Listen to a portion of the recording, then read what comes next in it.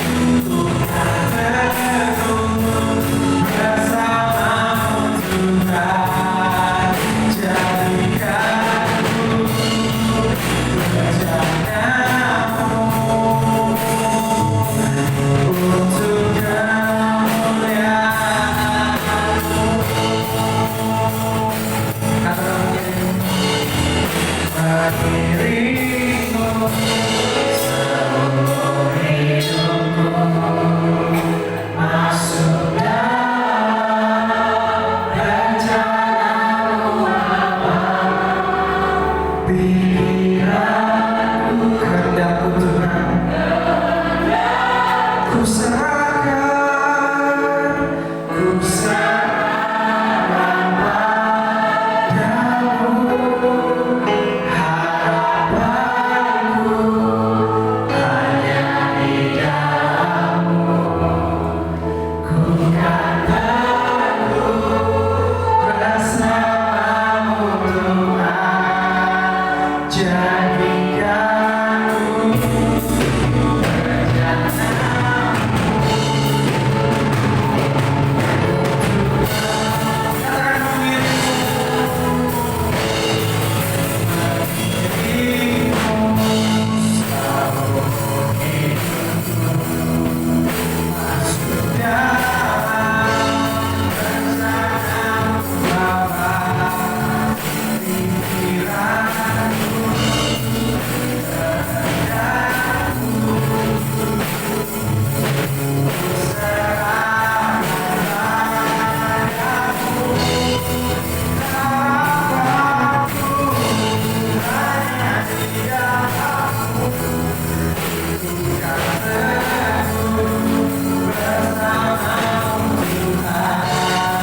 Jadikanku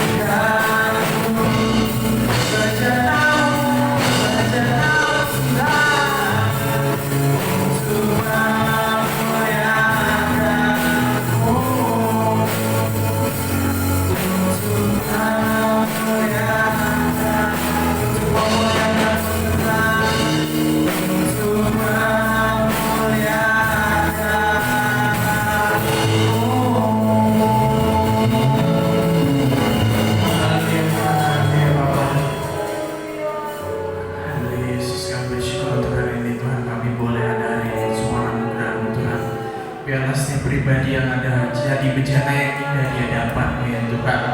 Bukan kehendak kami yang terjadi, tapi kehendak pula yang terjadi dalam kehidupan kami Tuhan. Kami serahkan ibadah kami dari awal, pertengahan, hingga akhirnya Tuhan. Roh Kudus pula yang bekerja, Roh Kudus pula yang beracara pada hari ini Tuhan. Dan kami tidak izinkan suatu kuasa apapun yang bukan berasal daripada Allah yang berusaha mengganggu konsentrasi kami. Kami tolak, kami patahkan di dalam nama Tuhan Yesus. Biar roh Allah, roh Tuhan yang bekerja pada hari ini. Terima kasih Tuhan, terima kasih. Kami muji dan memuliakan nama-Mu hanya di dalam nama Tuhan Yesus Kristus. Haleluya, amin. Shalom semuanya. Boleh disapa kanan kirinya. Haleluya, haleluya Yesus. Haleluya. Kita mau terbang bersama Tuhan. Amin.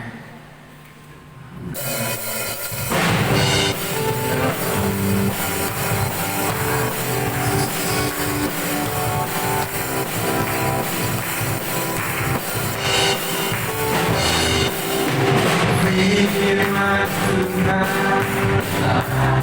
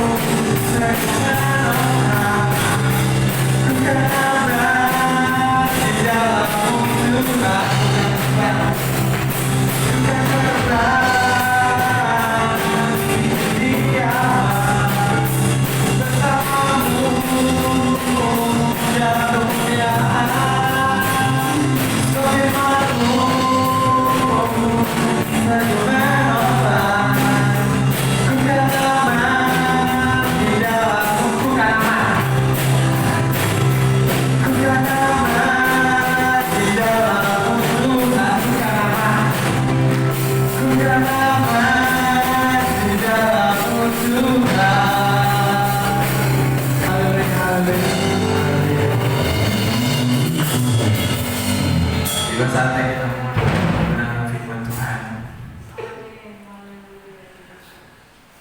Biarlah Roh Kudus yang berbicara kepada kami setiap pribadi yang ada.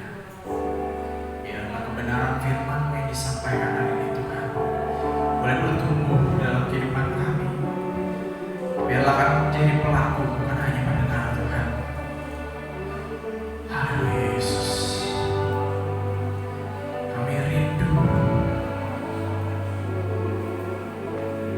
hanya Engkau pribadi yang mengenal hati kami Tuhan. Haleluya Yesus. Haleluya Yesus. Seperti yang saya haus. Haleluya Yesus. Seperti roh saya haus, rindu aliran sungai-Mu. Hatiku tak tahan Tuhan. Hatiku tak tahan menunggu-Mu. Bagai tanah gersang yang menanti datangnya hujan.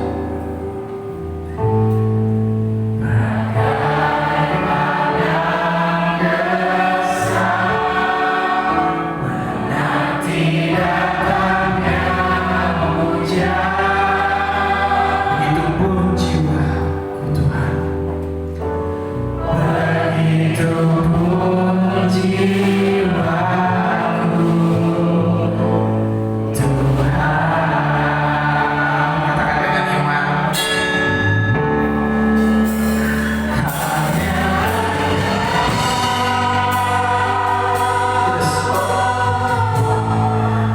Pribadi yang hatiku tiada yang tersembunyi bagimu. Seluruh isi hatiku Kau tahu.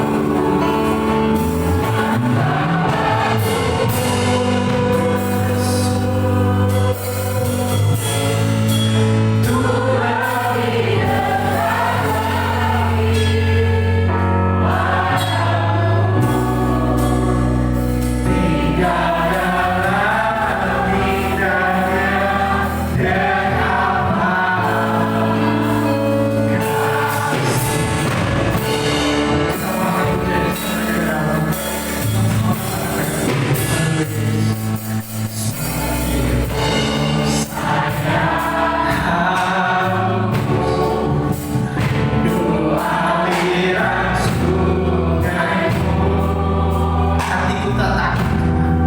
Yes. Hatiku tak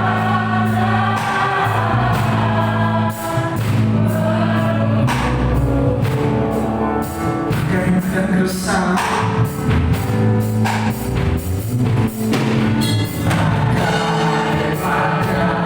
Bagaikan gersang menanti datangnya hujan.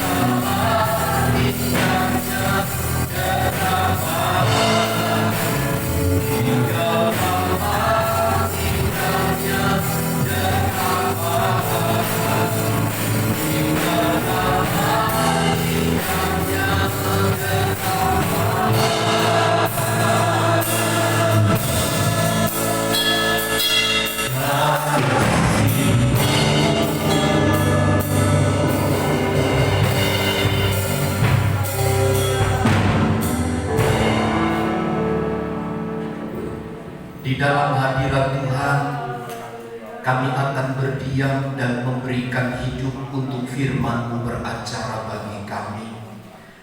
Karenanya bentuklah kami sekalian Bapa. Melalui firman Tuhan kami semakin kuat, kami semakin bertumbuh di dalam Engkau. Kami meminta kepada Allah kiranya Engkau mengaruniakan kepada kami pengurapan Roh-Mu yang kudus mengurapi setiap kami sekalian, sehingga setiap berita dari firman Allah sampai kepada setiap kami semua. Pakai hamba-Mu yang penuh dengan keterbatasan dan kekurangan, biarlah Engkau pakai menurut kuasa dan wibawa dan urapan Allah, sehingga kami bersama juga yang ada di dalam ruangan ini dimenangkan, dikuatkan, dan diteguhkan. Segala penguasa yang bukan dari Tuhan kami patahkan dalam nama Yesus. Engkau ada di tengah-tengah kami, dan kami siap untuk diberkati oleh firman-Mu. Di dalam dan demi nama Tuhan Yesus kami berdoa. Amin. Silakan duduk Bapak Ibu saudara sekalian. Salam. Puji Tuhan.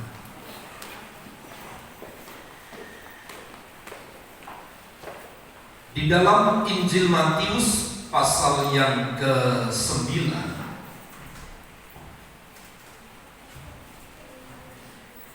Injil Matius pasal yang ke-9,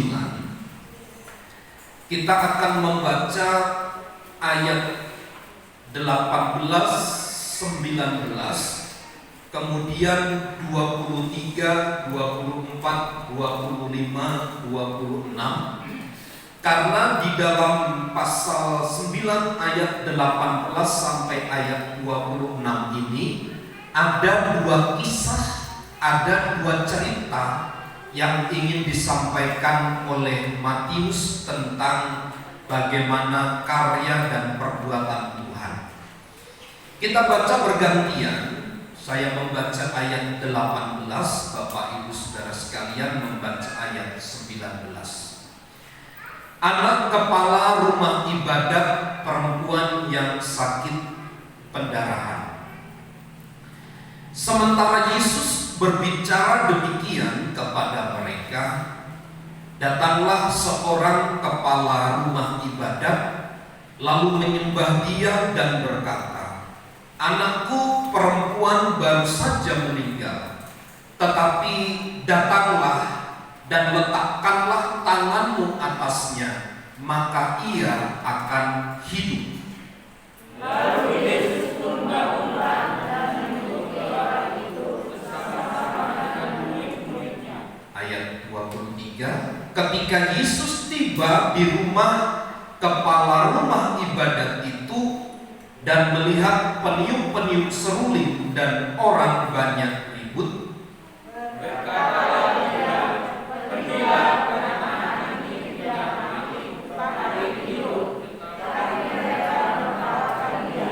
Setelah orang banyak itu diusir, Yesus masuk dan memegang tangan anak itu, lalu bangkitlah anak itu.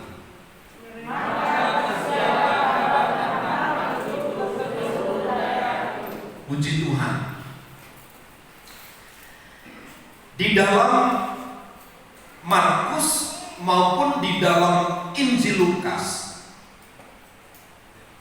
disebutkan siapa nama kepala rumah ibadat itu, yaitu Yairus, seorang yang dipercaya untuk mengatur, untuk membina berlangsungnya kegiatan peribadatan.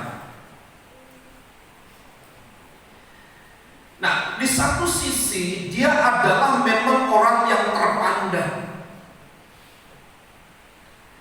Ketika dia melihat Tuhan Yesus, dia sampaikan, dia utarakan niat hati. Datanglah seorang kepala rumah ibadat lalu menyembah dia. Yairus tahu betul cara menghormati orang.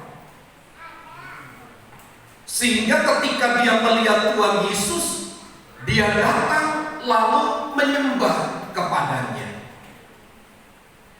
Menyembah di sini adalah merupakan tindakan penghormatan kepada seseorang yang memang terhormat dan layak untuk menerima penyembahan. Tapi selanjutnya disebut anakku perempuan baru saja meninggal. Sebagai seorang yang terpandang, sebagai seseorang yang dipercaya banyak hal, bukan berarti mereka terbebas dari segala kesulitan. Apalagi kita. Tentu di antara kita tidak ada yang kebal terhadap namanya kesulitan hidup. Termasuk Yairus ini. Dia katakan, anakku perempuan baru saja meninggal. Kalau di dalam Injil Lukas disebut anak perempuan umurnya sekira 12 tahun.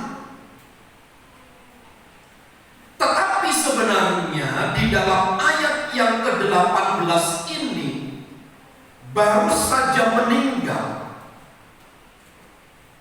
Di dalam Injil Lukas ditulis bahwa hampir mati. Kalau saya coba mengambil sebuah nilai begini, anaknya itu belum mati. Kalau saya bilang mungkin hampir mati. Tetapi kepala rumah ibadah dia katakan anaknya sudah mati. Saya teringat akan kisah tentang kematian Lazarus, di mana Marta dan Maria juga terguncang karena kematian saudaranya itu. Dia katakan kepada Tuhan Yesus begini, seandainya engkau datang lebih dahulu, pasti Yairus tidak akan mati. Yairus pasti tidak akan mati. Artinya memang bagi kebanyakan orang pada waktu itu, boleh dikatakan begini, orang yang sekarat gitu, hampir mati, bisa disebut dikatakan mati. Kalau mungkin di daerah kita itu sesuatu yang tabu begitu. Belum mati dikatakan mati. Kenapa? Karena memang mengharapkan Yesus itu sebagai pemberi hidup dapat menghidupkan anaknya maupun Lazarus bagi Marta dan Maria. Coba kita kan biasa begini, membesar-besarkan hal yang kecil. Membesar-besarkan hal yang kecil. Kemarin waktu kami kerja bakti untuk membuat posyandu itu dicor itu, karena menunggu waktu lama, kami beberapa teman, beberapa warga di belakang ini memberikan tangan itu untuk digigitin ikan gitu. Padahal itu setahu saya bukan jenis ikan yang untuk terapi, bukan, tapi sejenis ikan mas gitu. Tangan saya masukkan, saya diamkan, kan sakit gigit-gigitnya. Lama kelamaan saya angkat, kok tangan pada berdarah begitu. Tangan pada berdarah, kenapa? Oh, rupanya digigitin ikan itu. Nah, bapak-bapak yang lain juga, mana mungkin gitu, dimasukkan tangannya, lalu nggak lama diangkat, berdarah gitu. Ikan ini berarti bukan ikan untuk refleksi gitu. Giginya muncul. Nah, ketika saya katakan tangan saya berdarah, bukan berarti baru memar, itu tidak. Tetapi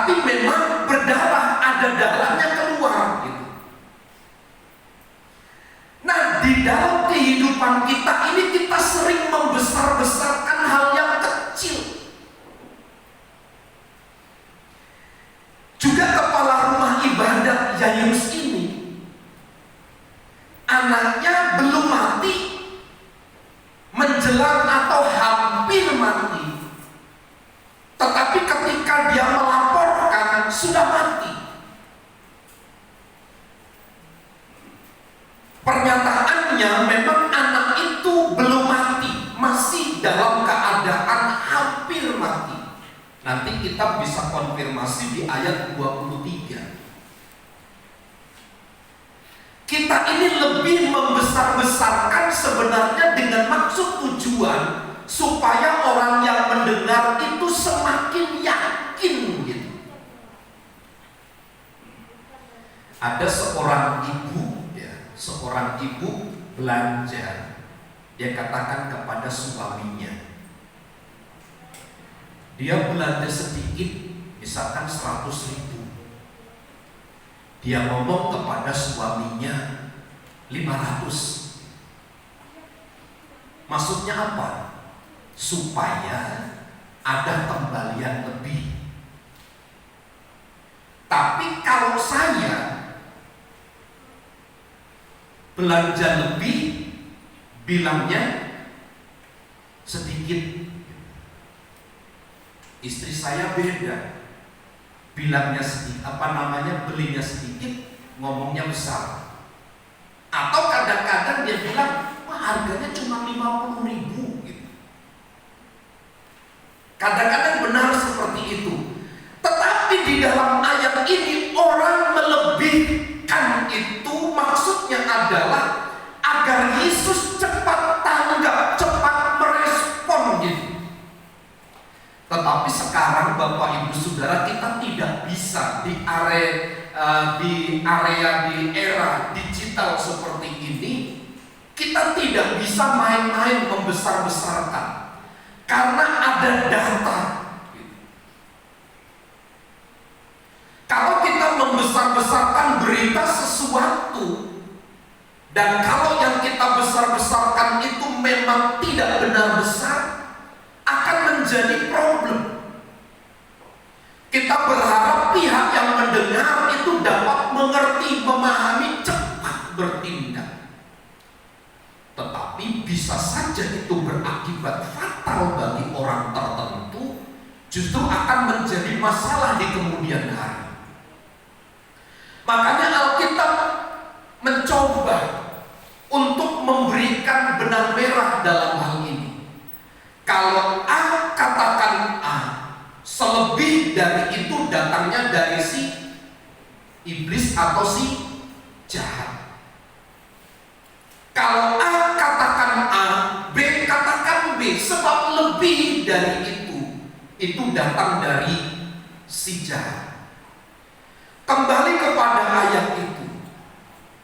Ketika dia datang kepada Yesus, sebenarnya di dalam rangkaian besar kehidupan orang yang percaya, termasuk Yairus, seorang kepala rumah ibadat itu tahu bahwa Yesus itu adalah satu-satunya pemberi kehidupan.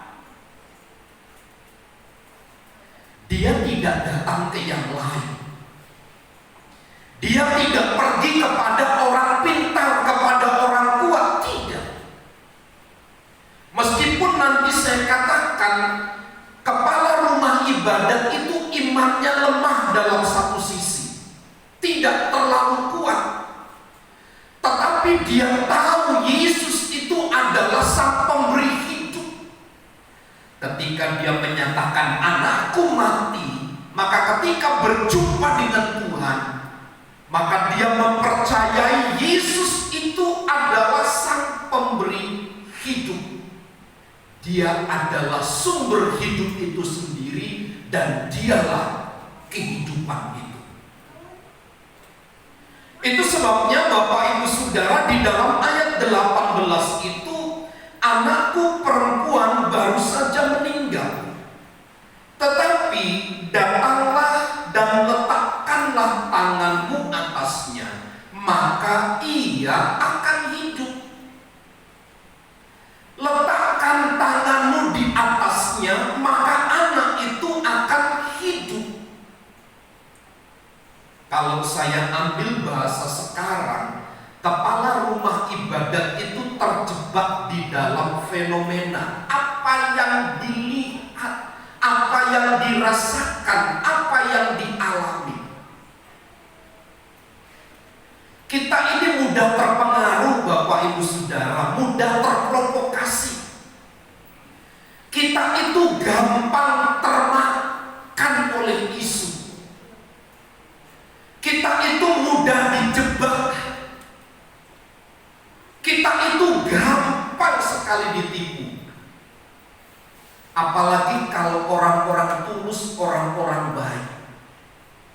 gampang sekali ditipu.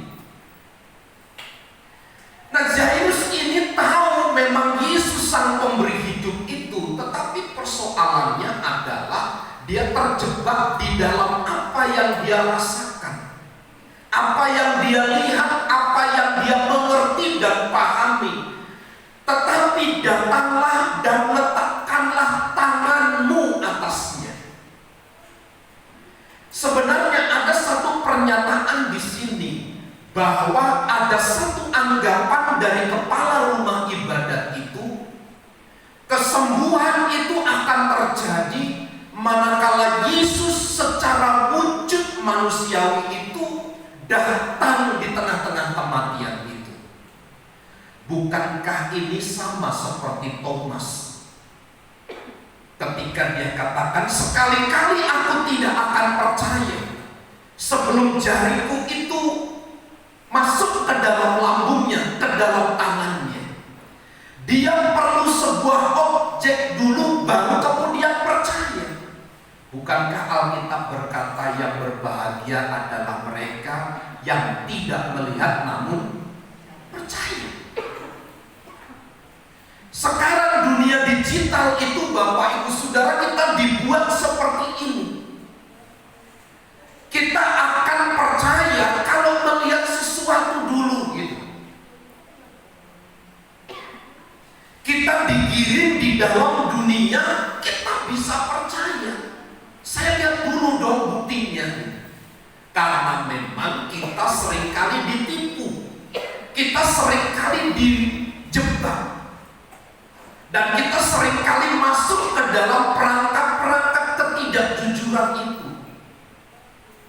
Tetapi Alkitab dengan tegas berkata, berbahagialah mereka yang tidak melihat namun percaya. Hal yang sangat menyedihkan terjadi di dalam perjalanan murid-murid Tuhan bersama-sama dengan Tuhan Yesus di dalam satu bahtera, di dalam satu perahu. Ketika perahu mereka ditimbus oleh angin gelombang,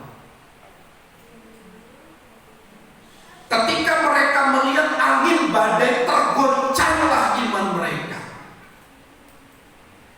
Karena kegoncangan iman itu, mereka tidak percaya kepada pribadi Yesus yang ada di tengah-tengah mereka, yang sebagian orang kehadirannya secara fisik itu menjamin kehidupan. Tetapi tidak cukup bagi para murid kehadiran Yesus secara fisik. Tapi karena mereka memang telah dipengaruhi oleh fenomena, mereka mudah diprovokasi. Bapak Ibu Saudara, kalau kita melihat sebuah kejadian dan itu mengerikan, bukankah kita mudah sekali ikut? Kita gampang terhanyut. Ada memang tipe-tipe kepribadiannya. Kalau melankolis biasanya menonton sandiwara yang sedih gitu. Dulu di radio ya, saya ingat tahun 80 berapa itu ada Ari Anggara. Ya, ingat ya Bapak Ibu, film Ari Anggara yang diperlakukan dengan sia-sia itu anak ini. Dan saya melihat banyak orang menangis, banyak orang sedih. Kenapa? Punya kepribadian melo begitu. Melihat situasi iba, menangis. Tetapi hanya sebatas menangis, tidak bisa berbuat apa-apa. Karena memang kisah itu diciptakan demikian. Melihat situasi dan keadaan yang genting seperti hari ini, Bapak Ibu, menakutkan. Kemarin kita mendengar berita bukan, bahwa memang menurut penelitian dari Amerika, sampai nanti bulan April atau Mei Indonesia itu landai virusnya. Tapi Kompas memberitakan kemarin ada sekitar 500 sekian orang terkena virus corona.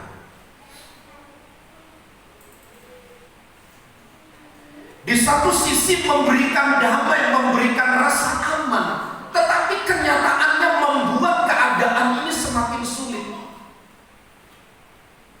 Kalau seseorang tidak percaya kepada Tuhan, pasti mudah terprovokasi. Tuhan yang hadir di tengah-tengah mereka secara fisik saja, ketika mereka menghadapi gelombang badai, masih saja mereka hanyut porak-poranda pertahanan imannya menghadapi gelombang itu. Imannya runtuh saat melihat situasi yang terjadi. Bagi mereka kehadiran Tuhan secara fisik itu belum tentu menyelesaikan masalah. Tetapi di dalam Matius pasal 9 ini, bagi kepala rumah ibadat yaitu Jairus, kehadiran Tuhan itu sebagai pembukti terselesainya masalah. Memang ada dua cara pandang Bapak Ibu Saudara yang kita pelajari pada bagian ini. Sementara secara literal kita diajar begini, bahwa kehadiran Yesus secara fisik itu yang menyelesaikan. Tetapi pada bagian lain, Yesus pun sudah terangkat ke surga. Peristiwa itu terjadi pada waktu kenaikannya ke surga. Kehadirannya secara fisik itu sudah tidak dapat dilihat lagi. Secara fenomena sudah tidak dapat dilihat lagi kenyataan kehadirannya. Tetapi dia memberikan penolong yang lain, yaitu Roh Kudus untuk menyertai umatnya. Jadi dalam menyikapi hari-hari ini tentang peristiwa Matius pasal 9 ini, sekali lagi berbahagialah orang yang tidak melihat namun percaya. Kita belajar dari murid-murid Yesus. Yesus hadir secara fisik pun bagi mereka tidak memberikan solusi, malah menghancurkan keyakinan iman mereka. Padahal menurut saya, kehadiran Yesus di tengah-tengah mereka maupun tidak, itu sudah cukup. Kalau kita belajar pada beberapa minggu yang lalu tentang kisah dari perwira Kapernaum berbeda. Ketika pelayannya sedang sakit, dia berkata, "Aku tidak layak menerima Engkau Tuhan. Katakan sepatah kata saja, pasti dia akan sembuh." Saya melihat ada satu tingkatan iman yang lebih daripada seorang kepala rumah ibadat itu. Dia sedang mengkonfirmasi kepada kita bahwa Allah atau kuasa Allah itu tidak boleh dibatasi oleh apa yang terlihat dan yang tidak terlihat. Kuasa Tuhan itu tidak boleh dibatasi oleh situasi. Kalau keadaan tidak baik, biasa kita berkesimpulan begini, Tuhan kalah, Tuhan tidak berkuasa. Itu yang menjadi perdebatan umat manusia sampai hari ini. Di mana sih sebenarnya Tuhan pada waktu saya mengalami kesulitan? Di mana Tuhan saat saya berdoa minta tolong sampai hari ini? Tidak ada. Sekali lagi, kuasa Allah itu bukan keberadaannya kita nikmati oleh karena situasi, oleh karena juga kepercayaan kita. Bukan juga oleh karena tingkat iman seseorang.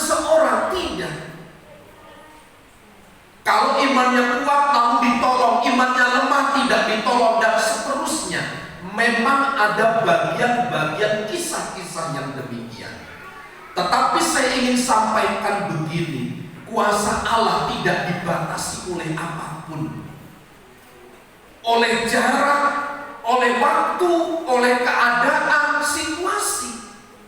Kuasa Tuhan itu tetap bekerja 100%. Kuasa Allah itu akan tetap bekerja sesuai dengan rencananya.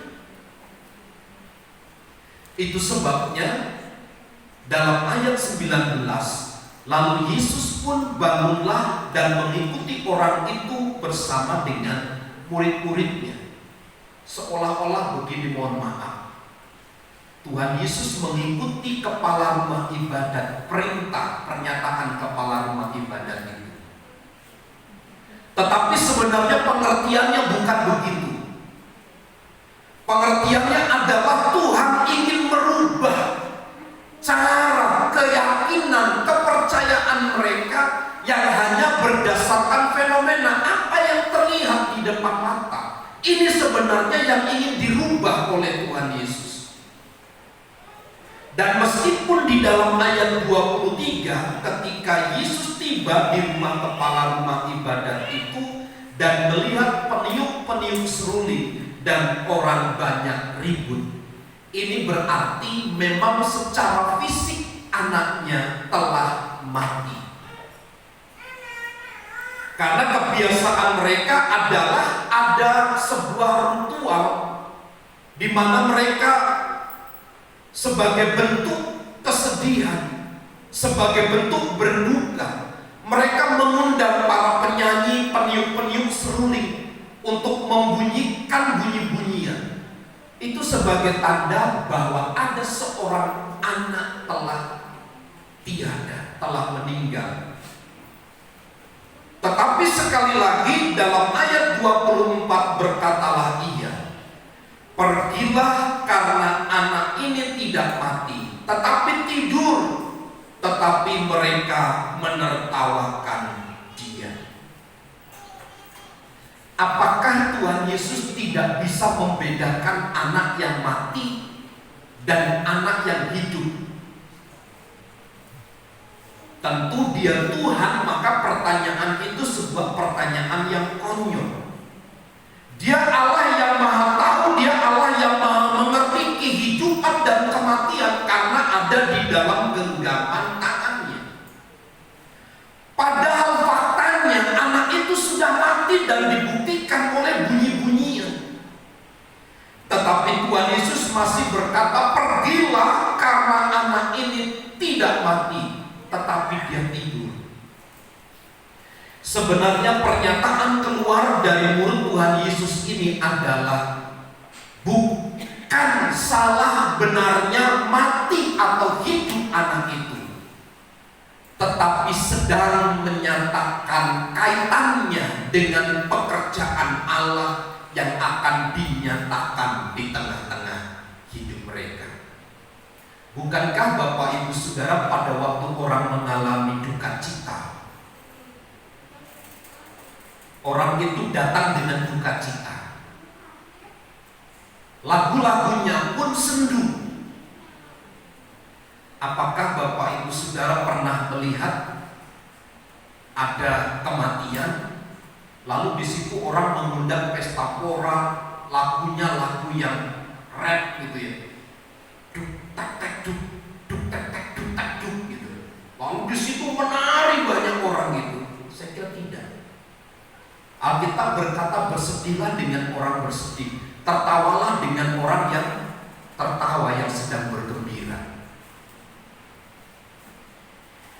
Betapa sebenarnya situasi itu kacau dan butuh orang-orang yang menguatkan, meneguhkan.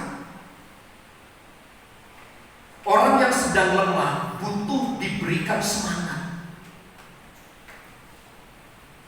Orang-orang yang sedang kehilangan pengharapan butuh dorongan, motivasi agar semangatnya muncul. Muncul gairahnya kembali. Inilah yang dapat kita pelajari dari ayat itu, bahwa ada pekerjaan pekerjaan Tuhan, anak itu akan dibangkitkan dan hidup kembali.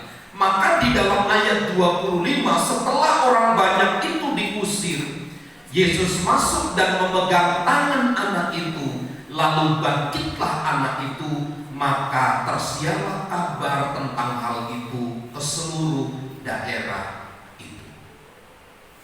Akhirnya nama Tuhan dipermuliakan di dalam peristiwa duka cita itu. Ada satu gambaran yang utuh sebenarnya dalam peristiwa ini. Kehadiran Tuhan selalu membangkitkan semangat, membangkitkan gairah. Kalau di situ ada kematian, maka pasti akan ada kehidupan. Tinggal bagaimana kita melihat dan menilai semua keadaan itu. Pun demikian, ketika kita menghadapi kesulitan, mari kita belajar untuk mempercayai bahwa di balik peristiwa yang kita alami itu ada sesuatu yang Tuhan sedang buat dan kerjakan bagi kita. Meskipun sulit kita merangkai, menyatukan semua peristiwa-peristiwa itu, bahkan kita mungkin berkata tidak mungkin. Bukankah bagi Tuhan segala sesuatu itu mungkin? Saya kira jemaat Tuhan yang hadir pagi hari ini mengikuti ibadah,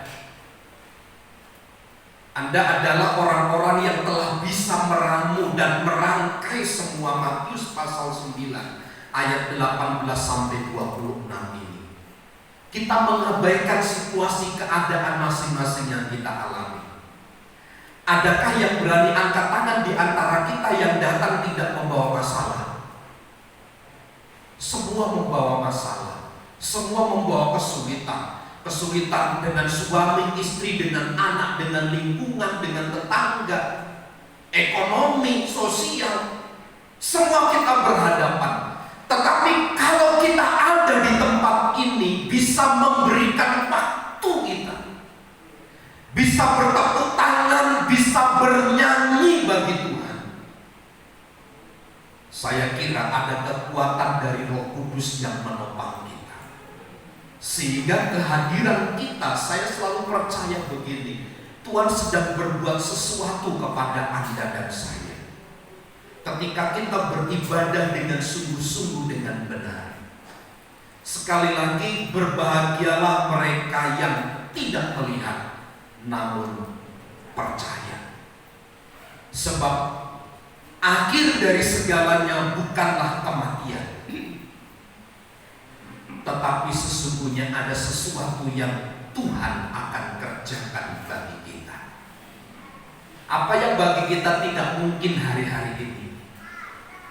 Sesuatu yang mustahil, yang tidak mungkin kita harapkan. Kalau kita bermohon kepada Tuhan, pasti Tuhan akan menyediakan bagi kita. Bagi orang hari ini goncangan iman, kesulitan-kesulitan yang dialami ini bahaya besar. Tapi bagi kita yang percaya kepada Kristus adalah saatnya untuk meningkatkan iman dan melihat kemuliaan Allah dinyatakan bagi kita. Kiranya Tuhan terus menolong dan memampukan kita untuk memahami dan mengerti kebenaran ini. Tuhan memberkati. Mari kita berdoa. Kami bersyukur untuk beberapa hal nilai kebenaran yang telah kami pelajari. Kiranya Roh Kudus terus memberikan hikmat kepada kami, memberikan pengertian yang lebih lagi, sehingga ini menumbuhkan semangat, menumbuhkan gairah kami di dalam Tuhan, bahwa segala keadaan boleh terjadi.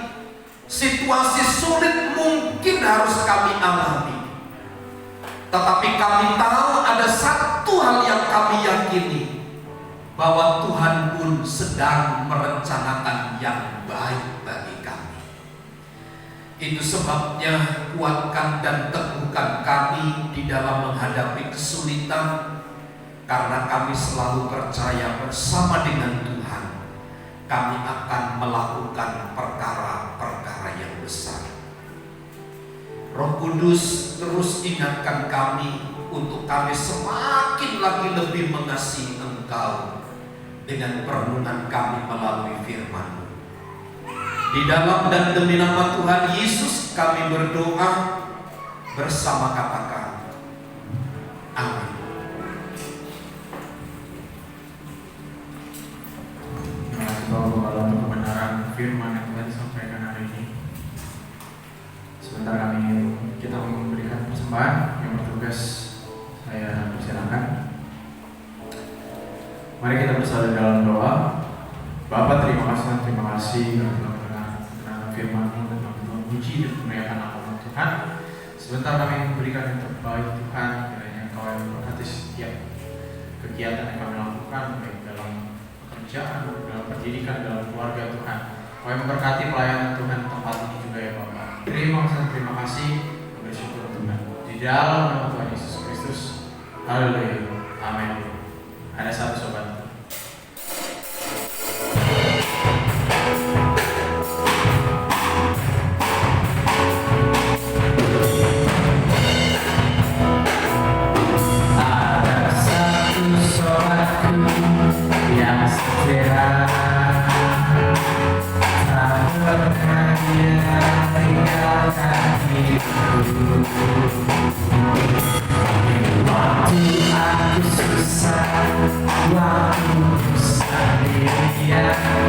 Dia selalu menemani.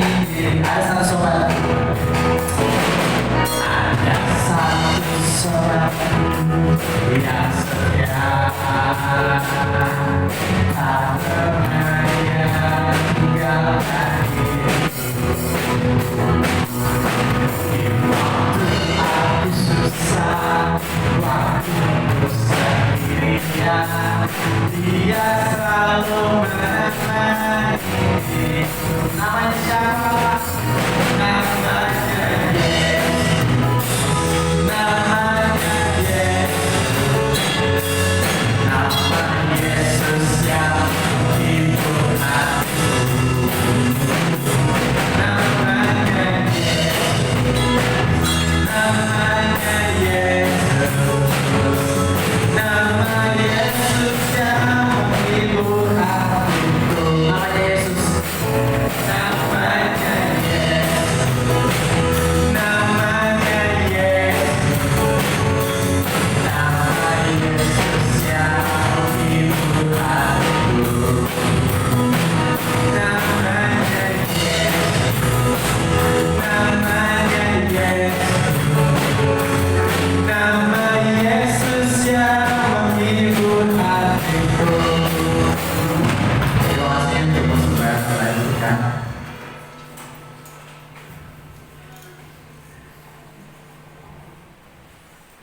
Kami ucapkan terima kasih. Ya, kemarin Bapak RW menyampaikan terima kasih kepada saya, kepada jemaat Tuhan atas partisipasinya dalam pengecoran posyandu. Terkumpul 2 juta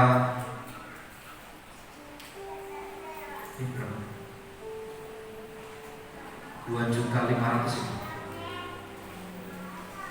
Ya, 2.500.000. Jadi pengecoran,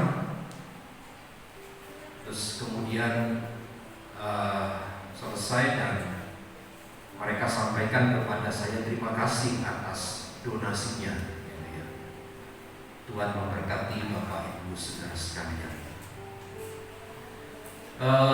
Kita berdoa bagi jemaat Tuhan, bagi kegiatan-kegiatan ibadah kita, bagi jemaat-jemaat Tuhan, kiranya Tuhan yang menolong dan memberkati. Saya mengundang kita sekalian, mari bersama kita berdiri, kita akan akhiri ibadah kita. Kemuliaan dan hormat bagi Tuhan yang telah mengerjakan banyak hal kepada kami. Adalah sukacita kami terbesar manakala dalam ibadah kami dapat merasakan menikmati semua lawatan dan anugerah Tuhan.